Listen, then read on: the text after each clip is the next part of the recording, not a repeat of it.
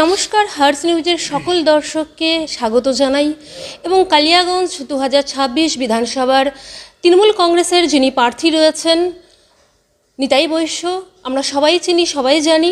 নমস্কার দাদা। নমস্কার আপনাকেও।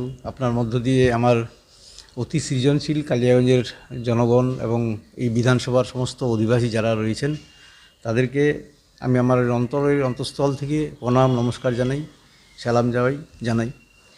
দাদা, বলছিলাম যে আপনাকে আমরা কালিয়াগঞ্জের অনেক মানুষ, গ্রামের মানুষ, সাধারণ মানুষ সবাই আমরা চিনি এবং এই যে রাজনীতির জীবন, এই রাজনীতিতে আসার মূল উদ্দেশ্য কি?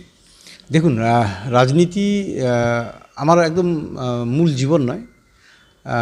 রাজনীতিতে আসা আমার এটা প্যাশন। রাজনীতি আমার আসার আগে আমার একটা জীবন আছে, আমার পরিবার আছে, আমি একজন শিক্ষক মানুষ, শিক্ষকতা করি, সেই পেশার সাথেও আমি যুক্ত এবং সাথে আমি রাজনীতিটা আমার একটা ভালো লাগার ক্ষেত্র, ভালো লাগার জায়গা থেকে রাজনীতি আসা। যে রাজনীতির যে 2026 বিধানসভার ভোটের আপনি অলরেডি মাঠে নেমে পড়েছেন, বিরোধী হিসেবে কাকে দেখছেন? একদম, দেখুন, বিরোধী বলতে আমরা যখন লড়াই করি তখন আমাদের একটা নির্দিষ্ট লক্ষ্য থাকে, আমরা নির্দিষ্ট লক্ষ্যেই এগিয়ে যাই। সেক্ষেত্রে আমাদের লক্ষ্যে আমরা অ্যাচিভ করার জন্য যে আসবে আমরা তাকে প্রতিহত করার জন্য যা যেখানে প্রয়োজন পড়ে আমরা সেক্ষেত্রে অবশ্যই সেটা নিয়ে নিই। তবে সামনের দিকে একজন বলতে পারেন যে একজন সাধু মানুষ দাঁড়িয়ে আছে। কীভাবে দেখছেন? প্রথমত আমি যে উৎপল মহারাজের কথা বলা হচ্ছে, যিনি বিজেপির প্রার্থী, তাকে আমি যখন তিনি মহারাজ ছিলেন বিভিন্ন জায়গায় তার পা ছুঁয়ে আমি প্রণাম করেছি, একদম অন্তরের অন্তঃস্থল থেকে ভক্তি ভরে প্রণাম করেছি। কিন্তু সেই মানুষটা যখন আমি একটা মানে যে ত্যাগী যোগী মানুষ, সব কিছু ঘর বাড়ি পরিজন বিসর্জন দিয়ে যে আধ্যাত্মিক জগতে চলে যায়, সেই মানুষটা যখন আবার কোন মোহে পড়ে আবার রাজনীতিতে ফিরে আসে, আমি এটা হিসাব মিলাতে পারি না। সেই জায়গা থেকে আমার কোথাও যেন মনে হয় যে এই যোগী মানুষ ছিল, মানুষ আজকে নানা রকমভাবে প্রশ্ন করছে। অনেক মানুষ তার দীক্ষা গুরু তাকে করে রেখেছেন, অনেক মানুষকে তিনি দীক্ষা দিয়েছেন। সেই মানুষগুলো আজকে বলছে যে তিনি তার বলে স্বামীজি ছেড়ে দিলেন, ভারত সেবাশ্রম ছেড়ে দিলেন, তাহলে আমাদের কী হবে? আমাদের যে ওনাকে গুরু মনে করি, তাহলে এটা ওনার আইডিওলজিতে কীভাবে মিলালেন যে তিনি সব কিছু ছেড়ে দেওয়ার পর একটা ত্যাগী মানুষ হয়ে গেলেন, আবার রাজনীতির মতো একটা খসখসানি জায়গা যেখানে মানুষের জীবনযাত্রার কোনো ঠিক ঠিকানা থাকে না, এরকম জায়গায় আবার ফিরে আসলেন? তাহলে এটার উদ্দেশ্য কী? এটা কিন্তু মানুষ প্রশ্ন তুলছে ওনাকে। যে 2021 সালের যে ভোট ছিল আর আজ 2026, এই যে মাঝখানে বিগত দিনের যে সময়, এটা কিভাবে চ্যালেঞ্জিং হিসেবে কিভাবে নিচ্ছেন?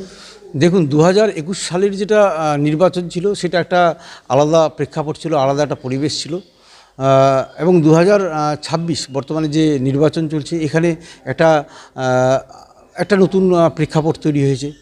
2021 সেটা খুব কঠিন একটা সময় ছিল। সেই সময়ও আমাদের পশ্চিমবঙ্গের সরকার নিরঙ্কুশভাবে বিধায়করা জিতে এসেছিলেন। সে সময় কিন্তু চরম একটা মানে বাজে একটা চারদিকে এমনভাবে পরিবেশ তৈরি করা হয়েছিল যে তৃণমূল সরকার থাকবে না। কিন্তু 2026 দেখুন, পশ্চিমবঙ্গে এই সরকার অনেক মানুষের কাজ করেছে, এত জনসভা দিয়েছে, এত বাড়ি বাড়ি বিভিন্ন রকম স্কিম পৌঁছে দিয়েছে এবং সাথে দিল্লিতে যে সরকার চলছে বিজেপির সরকার, সেই সরকারটা একদম পাশাপাশি রেখে আমরা তুলনা করতে পারি যে দিল্লি সরকার আমাদের কি দিয়েছে, দিল্লি সরকারের মধ্য দিয়ে আমরা কী পেয়েছি। যেখানে দিল্লির সরকার আমাদের কাছ থেকে এত কোটি কোটি টাকা ট্যাক্স তুলে নিয়ে যাচ্ছে, অথচ আমাদের পশ্চিমবাংলার যেগুলো ন্যায্য পাওনা সেগুলো দিচ্ছে না, এনআরজিএসের কাজের টাকা দিচ্ছে না, ঘরের টাকা দিচ্ছে না, রাস্তাঘাটের টাকা দিচ্ছে না, পানীয় জলের টাকা দিচ্ছে না। এগুলো আমাদের টাকা, আমাদের হকের টাকা, পশ্চিমবাংলার টাকা, সাধারণ মানুষের টাকা।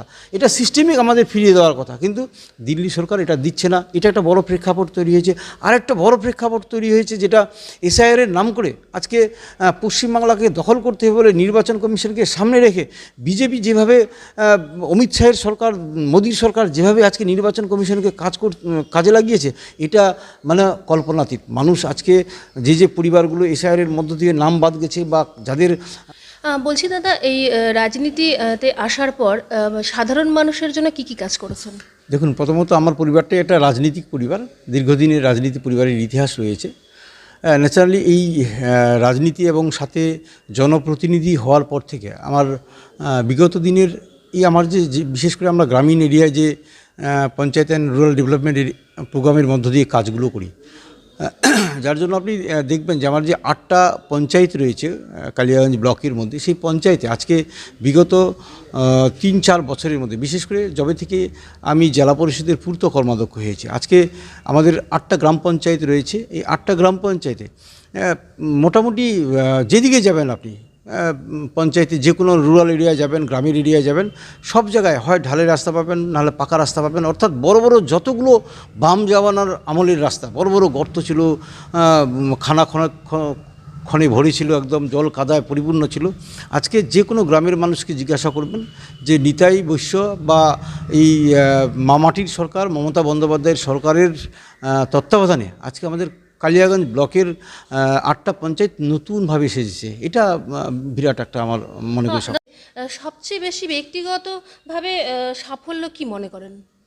দেখুন, ব্যক্তিগতভাবে যদি সাফল্য মনে করেন যে খুব ভালো লাগা যখন একটা কোনো সাকসেস করা যায়। ধরুন একটা ফাইন রাস্তা হলো, সুন্দর ঝকঝকা রাস্তা হলো, কোথাও একটা ঝকঝকা ব্রিজ হলো। যেমনি আপনি যদি আজকের দিনে চান্দোলের রাস্তাটা দিয়ে যান, চান্দোল থেকে হাটকালিয়াগঞ্জ অবধি, যখন রাস্তা দিয়ে বাইক বা গাড়ি নিয়ে যাবেন না, তখন মনটা ভরে যায় আমার, যে না এটা খুব সুন্দর জিনিস তৈরি করা আছে। সেমনি আপনি চামারখালি থেকে যদি ধামজা ফরেস্টের রাস্তা যান, রং বেরঙের পেপারের ব্লক দিয়ে এত সুন্দর রাস্তা হয়েছে, মনটা ভরে যায়। আপনি যদি রাধিকাপুরে যান, রাধিকাপুরের আজকে ঝকঝকা একটা ব্রিজ হয়েছে, যেটা রাধিকাপুর বর্ডার আর আমাদের এই কালিয়াগঞ্জ ব্লক পুরোপুরি বিচ্ছিন্ন ছিল, একদম রেলের সেতু দিয়ে আমরা যাতায়াত করতাম। আজকে সেটা হয়েছে ঝকঝকা একটা জায়গা, খুব ভালো লাগে এইগুলো। অর্থাৎ এই কালিয়াগঞ্জ ব্লকের 8টা পঞ্চায়েতে যে এত সুন্দর রাস্তাঘাট ইত্যাদি তৈরি হয়েছে, এটা বিরাট ভালো লাগার জায়গা একটা আমার কাছে। দাদা, বলছিলাম আপনার এই রাজনীতির যাত্রায় গড়ে তোলার একজন গুরু বা প্রভাবশালীরকে আপনি কার মতামত নেবেন? দেখুন, আমি যখন প্রথম রাজনীতিতে আসি, তখন রাজনীতি মানে একটা প্যাশন নিয়ে আসছিলাম। পরবর্তীকালে ধীরে ধীরে রাজনীতি করতে করতে যখন আমি বিশেষ করে তৃণমূলে প্রবেশ করলাম, তখন একদম একটা ফুললি আইডিওলজি, একটা একদম আইডিয়াল মানুষ আমি যেটা মনে করলাম যে লড়াই সংগ্রাম এবং সাথে মানুষের জন্য কাজ করা, সে ব্যক্তি তো অবশ্যই মমতা বন্দ্যোপাধ্যায়। বলছিলাম, প্রতিশ্রুতি কোনো বার্তা থাকবে মানে সাধারণ মানুষের কাছে? একদম। আমরা যখন রাজনীতি করি, বিশেষ করে যখন ভোটের ময়দানে নামি, তখন স্পেসিফিক লক্ষ্য তো থাকেই। কালিয়াগঞ্জে আজকে যদি বলেন যে আমাদের কালিয়াগঞ্জ শহর, যেটা আমাদের বিশেষ করে যবে থেকে তৃণমূলের সরকার তৈরি হয়েছে, তৃণমূলের বোর্ড তৈরি হয়েছে কালিয়াগঞ্জ এই পৌরসভায়, সুন্দরভাবে পৌর পরিবার রাস্তাঘাট, পানীয় জল ইত্যাদি ইত্যাদি ধীরে ধীরে একটা অন্য জায়গায় নিয়ে গেছে। আপনি যদি 10 বছর আগের পৌরসভা দেখেন আর আজকের পৌরসভা ছবি দেখেন, মিলাতে পারবেন না, এটা অসম্ভব। এত সুন্দর সিস্টেমিকভাবে একটা পৌরসভা তৈরি হচ্ছে। এবং সাথে যদি দেখেন আজকে বেশি না 5 বছর আগের যদি আপনি 8টা গ্রাম পঞ্চায়েত রয়েছে আমার কালিয়াগঞ্জ ব্লকে, 8টা গ্রাম পঞ্চায়েতের সাথে আজকের যদি পঞ্চায়েত মিলান, একদমই মিলাতে পারবেন না যে এত সুন্দরভাবে পরিবর্তন হয়েছে। এবার যদি বলেন আগামী দিনের লক্ষ্য, তাহলে কি আমাদের সব কাজ হয়ে গেছে? না, একদমই নয়। আমাদের এখনও অনেক অনেক কাজ করা বাকি আছে। বিশেষ করে স্বাস্থ্যের ক্ষেত্রে আমাদের কালিয়াগঞ্জ যে আমরা এত সমস্যায় পড়ি। আজকে আমাদের এখানে উপনির্বাচন হয়েছিল, আমরা মাত্র 18 মাসের জন্য একজন বিধায়ক আমাদের তৃণমূল কংগ্রেস থেকে জেতাতে পেরেছিলাম, তপনদেব সিং। সেই তপনদেব সিং জেতানোর পরে মুখ্যমন্ত্রী আমাদের বিরাট একটা জিনিস দিয়েছে, একটা 250 বেডের হসপিটাল দিয়েছে। আজকে যদি কালিয়াগঞ্জের হসপিটাল দেখতে যান, সেই হসপিটালের কাজ চলছে, ঝকঝকা রং বেরঙে কী সুন্দর একদম বড় বিল্ডিং তৈরি হচ্ছে, হসপিটাল তৈরি হচ্ছে। কিন্তু আমাদের এখানেই প্রশ্ন, এখানে যদি আমাদের পরিষেবা নিতে হয়, তাহলে এখানে আধুনিক আপনার মেশিনপত্র ঢুকাতে হবে, ডাক্তার নিয়ে আসতে হবে, নার্স নিয়ে আসতে হবে, ব্লাড ব্যাংক দরকার কালিয়াগঞ্জে, যেটা আমরা খুব ভুগি, যে আমাদের রায়গঞ্জ থেকে ওই আইস বক্সে করে ব্লাড নিয়ে আসতে হয়। আগামী দিনে আমাদের ব্লাড ব্যাংক দরকার।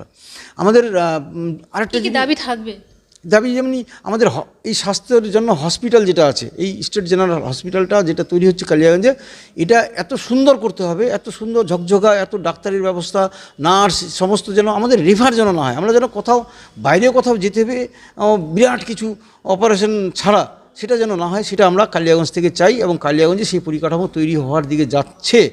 এবং সাথে আমাদের এখানে ইলেকট্রিসিটির খুব সমস্যা হচ্ছে, যে গরম পড়লেই পাওয়া যাচ্ছে না ঠিকঠাক করে। এখানে আমাদের 2টো সাবস্টেশন দরকার, সেই সাবস্টেশন আমাদের আগামী দিনে করতে হবে।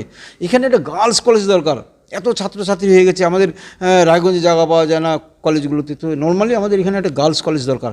এই দাবিগুলো আমাদের আমরা রাখবো, কিন্তু তার আগে এই দাবিগুলো যদি আমাদের ঠিকঠাকভাবে অ্যাচিভ করতে হয়, ঠিকঠাকভাবে নিয়ে আসতে হয়, তাহলে আমাদের এখানে একটা মাটির বিধায়ক তৈরি করতে হবে। অর্থাৎ তৃণমূল কংগ্রেসের প্রতীক নিয়ে আমাকে এখানে যে দায়িত্ব দিয়েছে, এখানে সাধারণ মানুষকে আমাকে জিতাতে হবে। কারণ এটা আপনারা নিশ্চিতভাবে মাথায় রাখবেন যে পশ্চিমবঙ্গে আজকের দিনে যারা কম বেশি রাজনীতি বুঝে, তারাও একটা জিনিস মানছে যে মাটির সরকার, মমতা বন্দ্যোপাধ্যায়ের নেতৃত্বের সরকার পশ্চিমবাংলায় তৈরি হবে, এটা নিয়ে কোনো দ্বিমত নেই। কিন্তু কালিয়াগঞ্জ থেকে বারবার আমরা হেরে যাচ্ছি, আজকের দিনে আমরা হাড্ডাহাড্ডি লড়াই আছি। সেই জায়গা থেকে যদি এখানে তৃণমূলের যদি আমাদের বিধায়ক জিতে, তাহলে বাকি যে কাজগুলোর কথা বলা হলো, যেগুলো এখন আমরা করতে পারিনি, তাহলে নিশ্চিতভাবে সেই কাজগুলো করা যাবে এবং মানুষের পরিষেবা দেওয়া যাবে। বলছি দাদা, এতক্ষণ তো রাজনীতির একটু গল্প হলো, একটু পারিবারিক গল্প যাই।